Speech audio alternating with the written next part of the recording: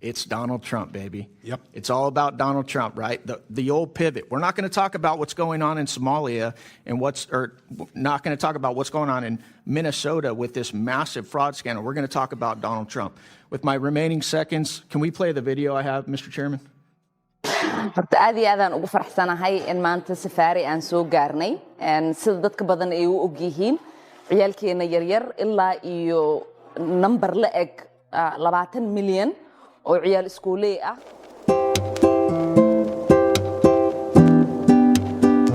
Want to know? When the entire room fell completely quiet, the moment that video began to play, 1 second Democrats were loudly accusing others of racism and xenophobia, and the next they were looking down in silence. Because when hard evidence appears on the screen, the noise usually fades fast.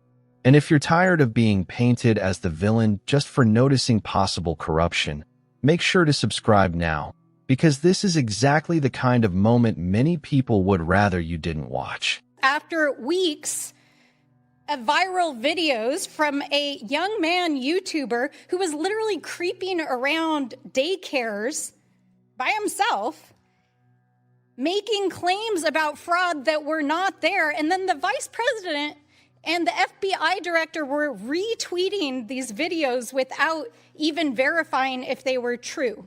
So we're not accusing people of being xenophobic and racist. They are being xenophobic and racist, including the President of the United States. And I want to say, for one, that I stand with the Somali and the immigrant community standing here today. Mr. Hudson, are you just hearing from Republicans on this, or are Democrat constituents like, oh my God, I'm struggling to put my kids in school, struggling to make ends meet, and my tax dollars are being robbed by people, and then they're sending it all over the place, and this is complete fraud. What is going on, and why hasn't anything been done about it? I'll give you a personal example. So my family, my in-laws in particular, are politically diverse. A lot of them vote for Democrats, and they're fairly apolitical. They're not like me, all plugged in. And so I kind of use them as a bellwether for what the people are thinking. Across the board, everybody is upset about this fraud. And I'm guessing when you guys bring this up, whether it's to the Waltz administration, whether it's to the AG, the number one thing that comes back at you is you're a racist, you're a white supremacist, or you're an Islamophobe. As we've seen Governor Waltz now trying to answer for these questions, he's doing it at the national level. Do you guys hear the same thing at the state level as well? Yes, absolutely.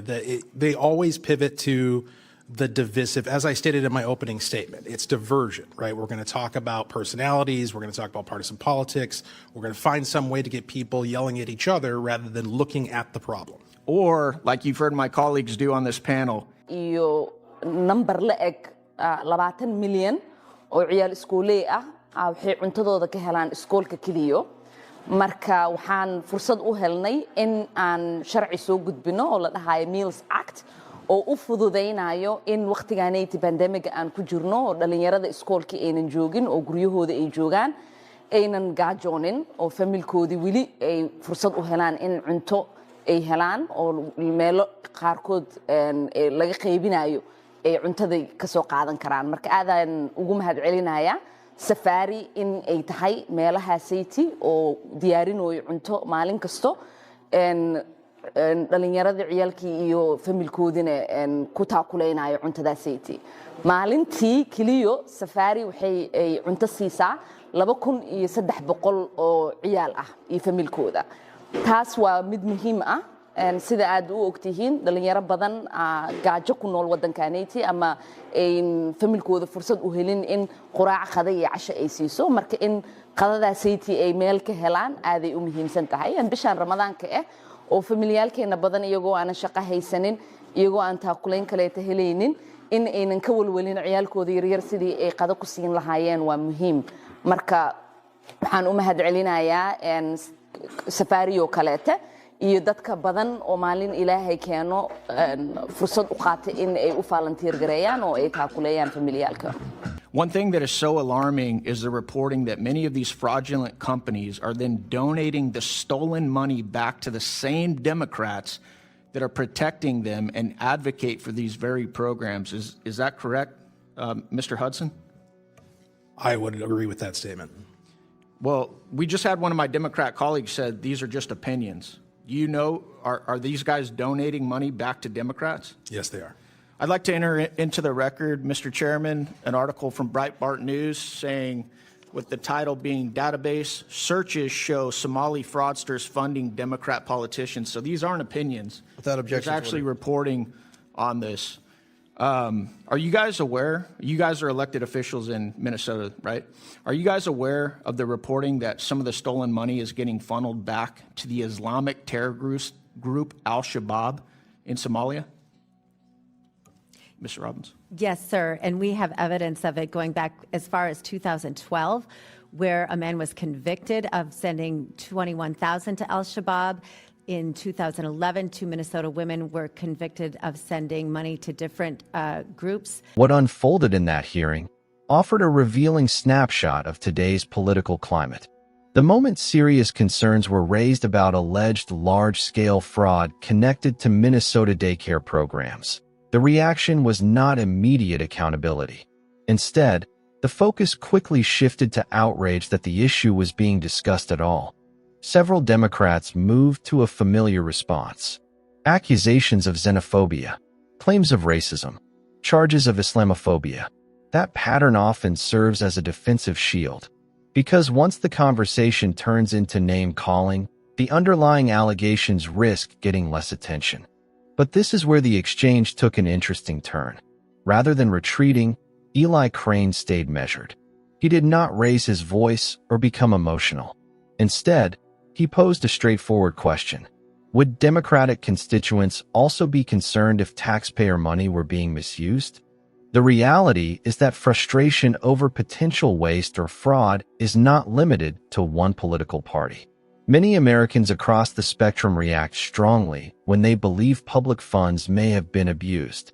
For many observers, that concern reflects a broader demand for accountability. The hearing grew more intense when allegations surfaced suggesting that some individuals connected to the suspected fraud may have made political donations. If proven, such claims would raise serious questions about oversight and financial transparency. Critics argue that situations like this deserve thorough investigation. Supporters of those accused often caution that allegations must be verified carefully before conclusions are drawn. That tension is common in high-profile oversight hearings. What stood out to many viewers was the tone of the response.